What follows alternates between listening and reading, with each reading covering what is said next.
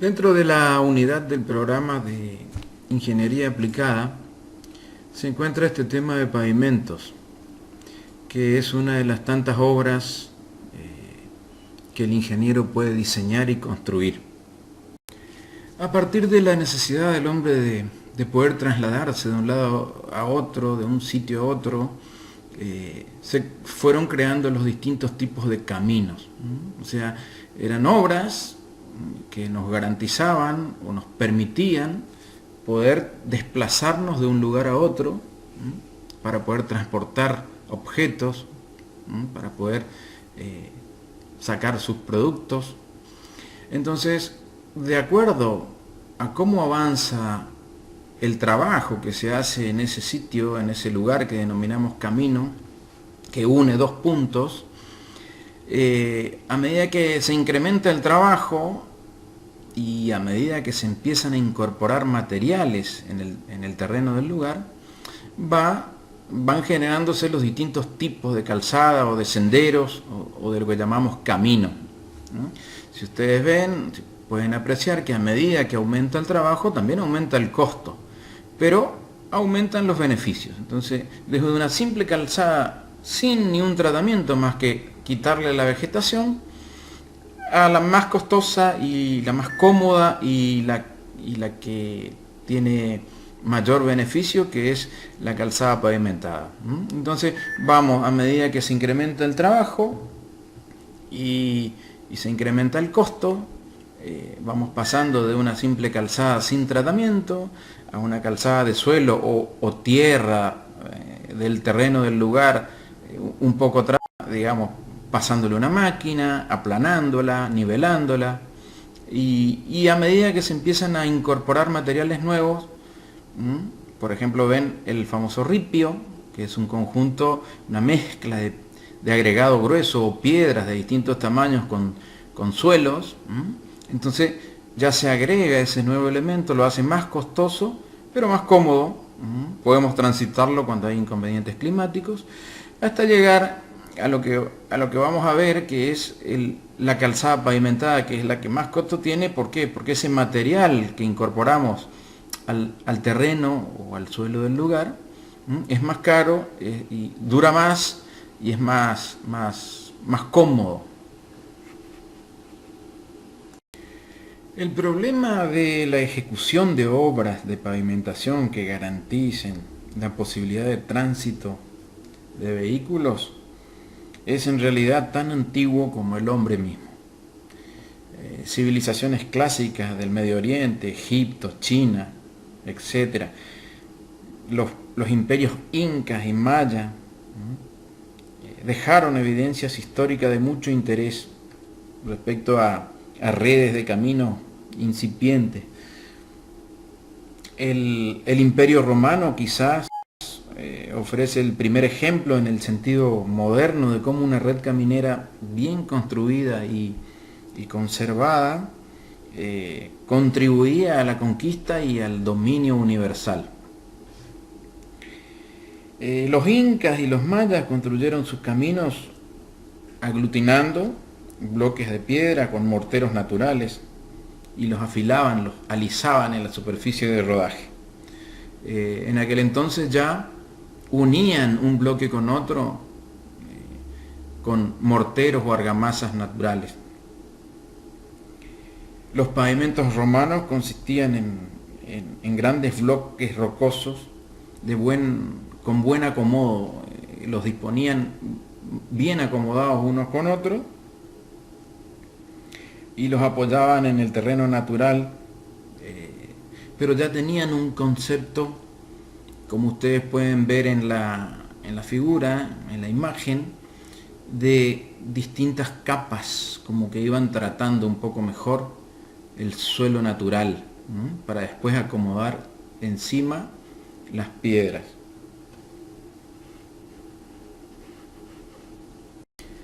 La era napoleónica ofrece otro ejemplo de este fenómeno, que suele citarse que el talento de un técnico llamado Trezeguet, y suele decirse que hizo más que algún ejército en favor de la expansión francesa. Trezeguet inició la construcción de pavimentos por capas ordenadas según el tamaño de sus partículas. Iba acomodando de acuerdo al tamaño las partículas de manera tal de que quedaba un conjunto de capas. Bueno, más tarde en Inglaterra esas ideas fueron tomadas y mejoradas por otros técnicos, en este caso Telford, que mejoraron esa idea, construyeron pavimentos con secciones más económicas, que en algunos casos hasta el día de hoy están en uso. Siempre lo iban mejorando. Ya fíjense como a principios del siglo XIX Macadam sigue desarrollando ese concepto de pavimento como sucesivas capas con materiales de distintos tamaños, y lo hace más económico, que es en definitiva también una de las funciones del ingeniero, de ir aprovechando los materiales de manera económica y resolviendo los problemas que se les van planteando. Ya aparece también una forma geométrica con pendientes hacia los extremos, transversales y longitudinales, con la finalidad de ir desagotando el agua que va quedando en la superficie. Esto es simplemente para que se vea que hay ejemplos históricos, ya que tienen un concepto muy aproximado al que tienen los pavimentos hoy en día. Sin embargo, el verdadero auge del pavimento en el sentido actual de la palabra ha tenido lugar con la aparición del automóvil en primer lugar, y más recientemente con el advenimiento de la aviación en gran escala, como la que hoy se conoce. Las fuertes cargas actuales, la velocidad de tránsito, el número de repeticiones hicieron que en la actualidad las técnicas de construcción de pavimento hayan tenido una evolución muy rápida. Cuando decimos fuertes cargas, nos referimos a que el porte de los vehículos que se trasladan es mayor. Ya no es un carro que transporta material bélico, sino ya es un medio de transporte como un camión, como hoy conocemos. La velocidad, que es otro factor, ha aumentado. La cantidad de veces que pasa un vehículo por el mismo lugar, la frecuencia, o sea, esa cantidad de veces en una cierta cantidad de tiempo. No es lo mismo que pasen 100 vehículos en un año o en 2 semanas.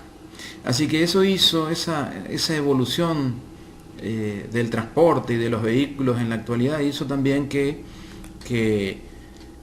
aparezcan nuevas técnicas y que se le dé base teórica, que se estudie para poder aplicar esos conocimientos y construir pavimentos mejores y de mayor calidad.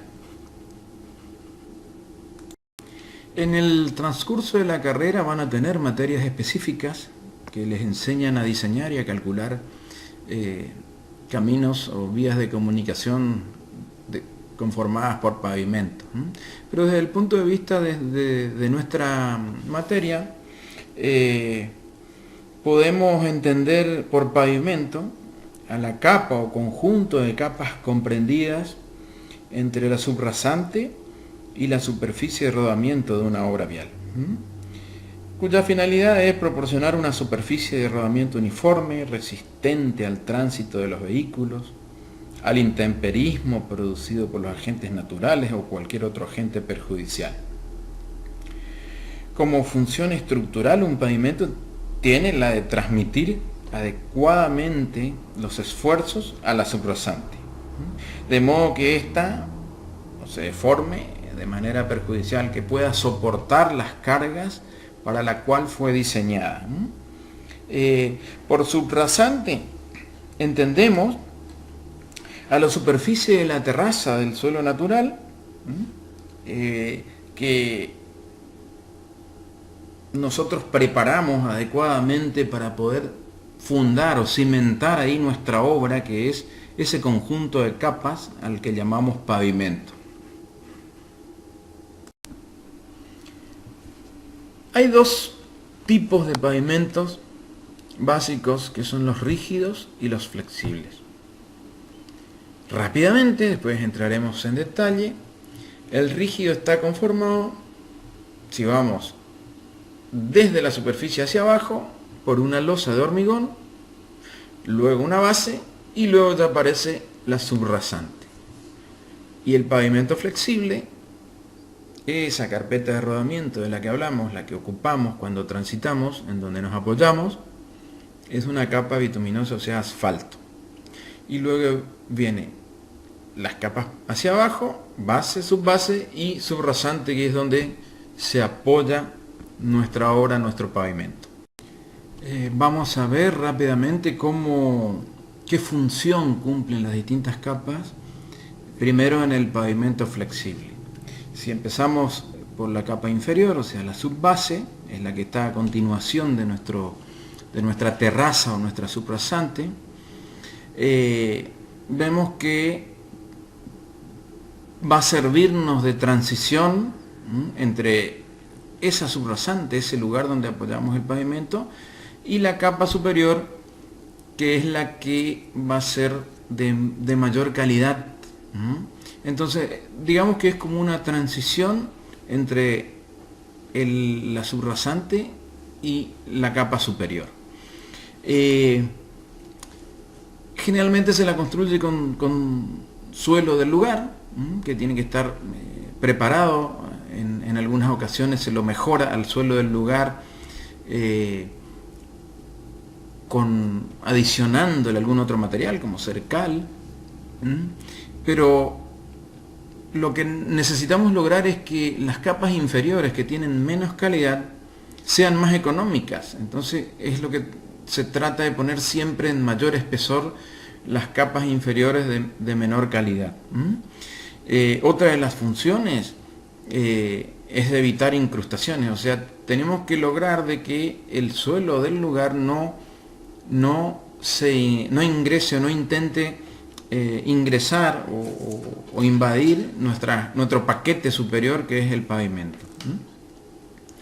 Luego vendría la base, que es ya lo que está preparado para recibir el pavimento, la carpeta de rodamiento. Entonces ese material generalmente ya es de menor espesor, para que sea un poco más económico, porque es de mayor calidad.